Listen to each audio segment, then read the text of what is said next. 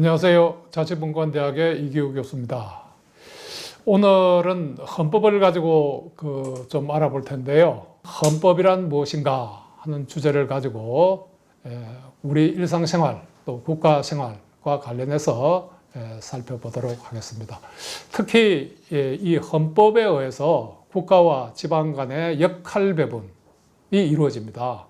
또 국가 전체를 획일적으로 끌고 갈 것인가, 아니면 지방마다 다양한 이러한 문화와 제도를 만들 것인가, 이런 것이 궁극적으로는 헌법에 의해서 결정되기 때문에 지방자치 문제에서도 헌법은 굉장히 중요한 그런 문제다, 이렇게 볼 수 있고요. 그런데 우선 헌법 이렇게 들으면 법자만 들어가도 무겁죠.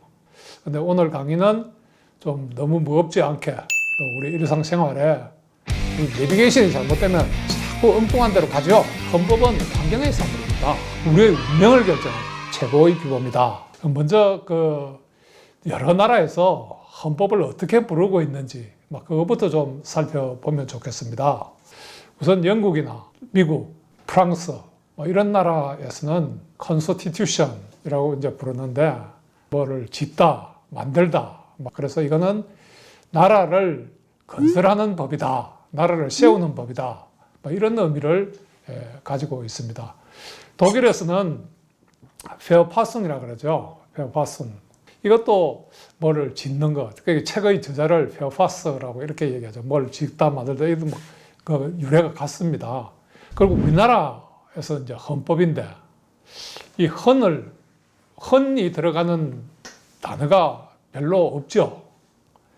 군대 갔다 온 남자분들은 헌병 아시죠?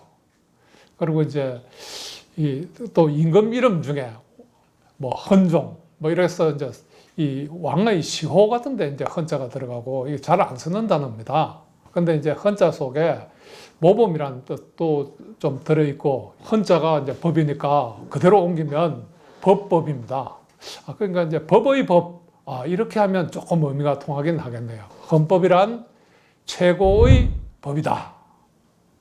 최고의 규범, 최고의 법, 이렇게 볼 수 있는데, 여기 두 가지 의미가 있습니다.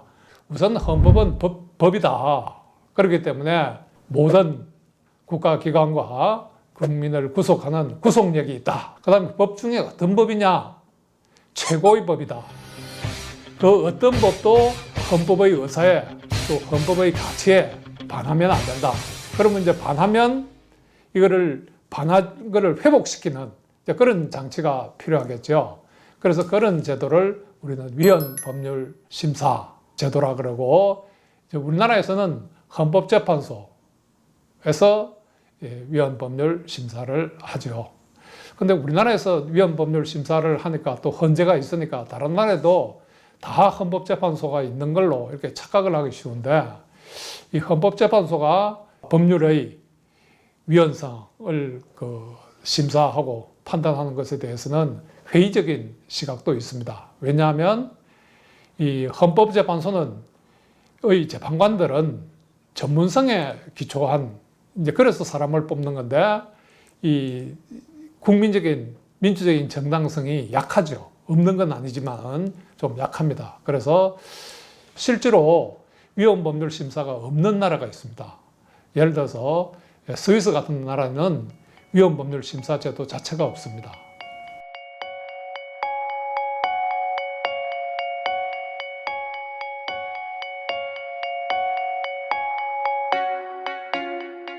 스위스는 이렇게 설명을 합니다. 위헌법률심사를 한다는 것은 헌법의 법 효력을 회복하기 위한 거니까 법치주의 원칙에 기반한 것이고, 이 법률을 정하는 것은 의회에서 정하거나 또는 국민들이 직접 정하기 때문에 이 민주주의 원칙이다. 그래서 민주주의와 법치주의가 충돌할 때는 이제 스위스에서는 민주주의 원칙을 앞세워서 위헌법률 심사를 안 하고, 그건 이제 국민들이 통제를 하거나 국가 자체적으로 통제를 하는 이제 그런 시스템을 가지고 있고요. 우리나라나 독일, 오스트리아, 또 미국도 헌법재판소는 없지만 대법원에서 하죠. 그래서 이런 나라에서는 법치주의를 민주주의보다 앞세우는 이런 그 이념을 가지고 있다. 이렇게 보면 되겠습니다.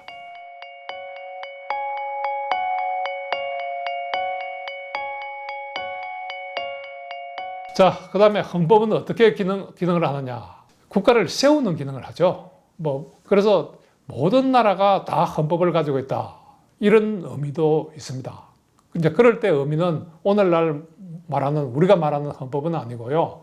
국가의 그 설립에 필요한 그런 규정은 어느 나라나 다 가지고 있다. 이럴 때 이제 모든 국가는 다 헌법을 가지고 있다. 이렇게 설명을 하죠. 대개 이제 국가를 건국하면 또는 이제 망했던 나라를 새로 세우면 헌법부터 만들죠. 우리나라도 그랬고 독일도 2차 대전 때 완전히 망해가지고 1949년에 헌법을 제정하죠. 오늘날 우리가 말하는 헌법을 최초로 만든 나라는 어디냐?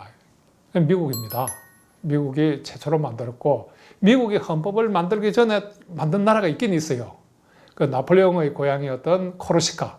그 코르시카가 이제 독립을 선언하면서 코르시카 헌법을 1755년에 만들죠. 그것도 이제 굉장히 요즘 우리가 말하는 헌법의 형태를 가지고 있죠. 그러나 이제 1769년에 프랑스에 합병되어 버렸기 때문에 큰 의미를 두지 않는데, 그래서 오늘날 의미의 헌법의 기원은 1789년에 미국 헌법에서 찾죠. 그 다음에 헌법은 이제 두 번째 국가에게 권력을 부여하는 기능을 합니다.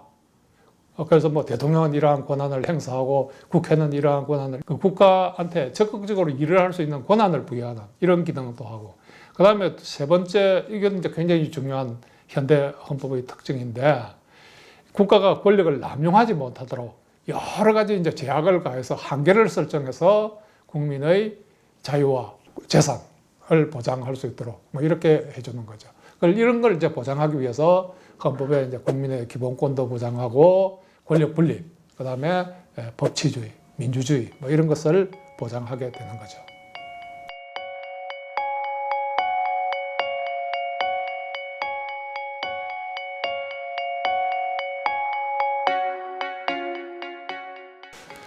자, 그 다음에 이제 또 우리가 헌법전이라는 걸 가지고 있죠. 그러니까 모든 나라에서 다 헌법이 다 이제 이 문자로 쓰여져 있는 이런 식으로 생각하기 쉬운데, 오늘날 현대 헌법은 이제 법적인 이 안정성 또 확실성 이런 것 때문에 대부분의 나라에서 우리처럼 성문법을 채택하고 있습니다.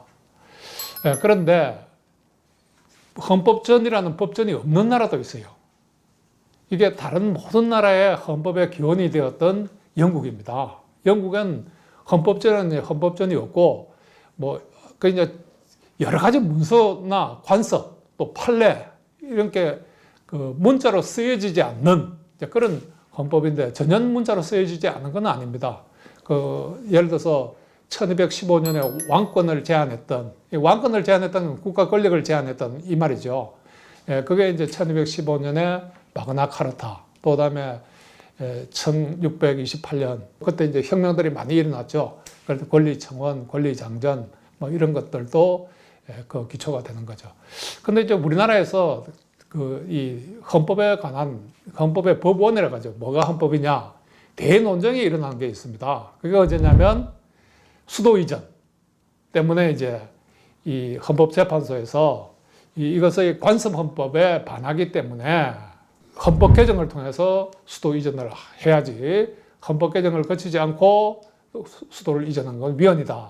이렇게 해서 이제 세상에 관습헌법이 어디 있느냐, 이런 주장으로부터 왜 관습헌법이 없느냐, 이런 이제 학설의 대립이 심각해졌죠. 아주 격렬해졌습니다.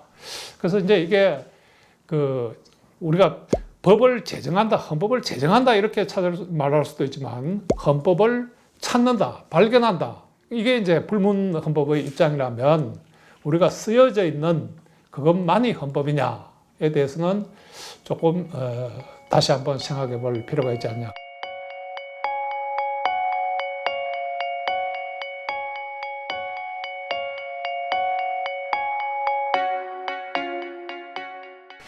자, 그 다음에 이제 좀 우리 일상생활로 다시 좀 돌아와 보죠. 그러니까 우리가 일상생활에서 헌법이 어떤 의미를 갖느냐, 또 국가생활. 뭐 이런 건데, 이거 대표적으로 내가 두 분의 얘기를 하고 제가 헌법을 묘사하는 그 세 가지를 말씀을 드리려고 합니다. 그 뷰캐넨이란 헌법 경제학을 하신 노벨 경제학상을 받은 분이죠. 이분은 그 시장이 잘 굴러가느냐 못 굴러가느냐, 또 정치가 잘 굴러가느냐 못 굴러가느냐, 이 모든 것이 헌법의 원인이 있다. 그래서 경제와 정치에 문제가 있으면 헌법을 혁신해야 된다. 그래서 헌법혁명이라는 말도 썼습니다. 그다음에 우리나라에서 최근에 많이 읽혔던 책 중에 하나가 에스모글루와 로빈슨이 쓴 국가는 왜 실패하는가. 여기서 한 나라의 번영과 한 나라의 빈곤, 그 갈림길에서 뭐가 결정하느냐 하는데 두 가지를 얘기하죠. 하나는 정치제도고 하나는 경제제도다. 그런데 경제제도는 정치제도에서 나오죠. 그 정치제도의 핵심이 바로 헌법이다. 이렇기 때문에 헌법은 한 나라를 번영하게 할 수도 있고 또 번영하는 나라를 빈곤하게 만들 수도 있고 망하게 할 수도 있고 뭐 그렇게 볼 수가 있는 거죠. 그렇게 본다면 이 헌법을 우리가 어떤 헌법을 가지고 있느냐에 따라서 우리의 국가 공적인 생활 또 우리의 사적인 생활에 결정적인 영향을 미치고 있다. 이렇게 볼 수가 있는 거죠. 그럼 저는 2016년, 17년 이제 이때 개헌 운동을 헌법 개정 운동을 했고 국회에서 이제 헌법 개정 특위에 그 자문위원회가 있었는데 그 자문위원회 1소위원장을 맡아서 활동하면서 많은 분들이 왜 헌법을 개정하느냐 이 말을 해요. 그래서 그 제가 그때 만든 말이 헌법은 정치와 국민 생활의 내비게이션이다. 이 내비게이션이 잘못되면 우리가 차를 운전해 가는데 자꾸 엉뚱한 데로 가죠. 마찬가지로 헌법이 잘못되어 있으면 정치가 엉뚱한 데로 가고 우리의 생활도 우리가 의도하지 않은 다른 방향으로 전개될 수 있다. 그래서 내비게이션이고 그렇기 때문에 이것이 다음에 이제 얘기할 내용입니다. 헌법은 환경의 산물입니다. 헌법 어떤 특수한 환경 속에서 어떤 특정한 헌법이 나오는 거지 헌법이 뭐 하늘에서 뚝 떨어지는 거 아니거든요. 헌법이란 기본적으로 모든 법 기본이 그렇듯이 우리의 현실 문제를 해결하기 위한 겁니다. 그래서 우리 현실이 바뀌면 헌법도 바꿔줘야 되는 거예요. 헌법하고 규범하고 일치하지 않는 이런 경우에 두 가지 방법이 있습니다. 생활이 헌법에 맞지 않으면 생활을 바꿀 것인가 아니면 헌법을 우리 생활에 맞게 바꿀 것이냐 이런 궁극적인 결단이 주권자에게 주어져야 되는 것이 아닌가. 자, 그 다음에 이제 제가 그 개헌 운동을 하면서 가장 많이 부딪힌 문제가 헌법에 무슨 죄가 있어서 자꾸 바꾸려 하느냐. 운용을 잘하면 되지. 이런 말을 많이 들었어요. 그리고 많은 사람들이 또 이렇게 얘기합니다. 다른 나라는 헌법 그렇게 자주 개정 안 하던데 왜 우리만 벌써 10번이나 바꿨는데 또 바꾸려 그러냐. 뭐 이런 얘기들을 많이 해요. 그래서 이걸 이제 설득하기 위해서 이 헌법 개정에 대해서 참 잘 얘기한 그런 분이 계세요. 그 미국의 3대 대통령을 지냈던 제퍼슨은 이런 말을 했습니다. 매 19년마다 헌법을 폐지하고 새로 만들어야 된다. 왜냐하면 어떠한 세대도 다음 세대의 공동생활을 규율할 수 없기 때문이다. 그 세대는 자신들의 생활기본을 스스로 정해야 된다. 이런 말을 했던 거죠. 근데 이 비슷한 시기에 똑같은 말을 한 사람이 그 프랑스 혁명 당시에 주도적인 그 이론적인 역할을 했던 옹도르세이죠. 옹도르세도 연수만 바꿨습니다. 매 20년마다 헌법을 폐지하고 새로 만들어야 된다. 뭐 이런 주장을 했었죠. 실제로 이제 다른 나라에 헌법 개정을 얼마나 자주 하느냐 이런 걸 한번 살펴보면 예를 들어서 독일 같은 경우는 아까도 말씀드렸지만 1949년에 헌법을 제정을 했죠. 지금까지 60여 차례 개정이 됐습니다. 그리고 독일은 16개 주가 있는데 각 주도 주마다 헌법이 있는 거죠. 그럼 이 주 헌법도 바뀌는 거죠. 그렇게 보면 매년 수차례 헌법 개정을 한다. 정치가 제일 안정되어 있는 스위스 같은 나라 1848년에 국가를 건설한 이후에 지금까지 한 200회 가까이 헌법 개정을 했는데 여기에 27개의 칸톤이 각각 헌법을 가지고 있습니다. 그렇기 때문에 여기도 1년에 수차례 헌법이 개정된다. 근데 많은 미국 갔다 온 사람들이 미국은 헌법 개정 안 하던데 이럽니다. 미국도 헌법 개정을 자주 합니다. 지금까지 연방헌법만 해도 18차례 개정되어 있고 주 헌법 같은 경우, 특히 뉴욕주 같은 경우에는 이 1938년 이후에 230회 정도 개정을 합니다. 이렇게 보면 우리 내비게이션 같이 자꾸 업데이트 시켜줘야 되는 거죠. 헌법 환경에 헌법 규정이 맞지 않고 양자의 불일치가 일어날 경우에는 헌법을 개정해서 제대로 방향을 제시하는 내비게이션을 만들어줘야 되는 거죠. 자, 이제 마지막인데요. 우리 헌법 무엇이 문제인가? 토플러는 이 대중사회, 산업사회에 적용되는 헌법 체제는 오늘날 작동을 못한다. 그렇기 때문에 문제 해결 능력이 없다. 이렇게 보는 거죠.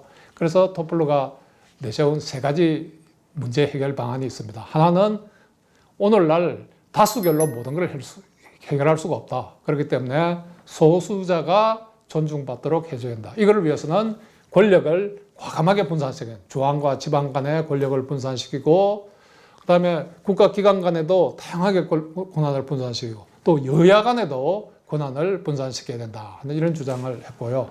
그 다음에 국가와 국민 간에도 역할을 배분해야 된다. 모든 것을 국가가 결정하던 시대는 지났다. 소수자 국민이 자신의 이해관계를 스스로 아젠다를 제시해서 전체 국민에게 물어서 결정하는 이런 준직접 민주주의, 이런 쪽으로 과감하게 절박하게 헌법을 개정해야 된다. 이걸 이제 토플러는 제3물결의 정치라고 했는데 결국은 제3물결의 헌법입니다. 스위스가 그러한 토플러가 얘기한 3물결의 정치를 이미 실천해서 한편으로는 국민 행복을 세계 최고 수준으로 유지하고 또 경제 발전, 번영도 1인당 국민 소득이 가장 높은 이런 나라가 되어 있죠. 그래서 우리가 헌법이 단순히 법전에 존재하는 법, 또 우리 머리를 아프게 하는, 무겁게 하는 이런 법이 아니라 우리의 운명을 결정하는, 우리의 작게는 개인 생활을 결정하고 크게는 국가의 운명을 결정하는 그러한 최고의 규범이다. 이렇게 얘기할 수 있겠습니다. 예, 감사합니다.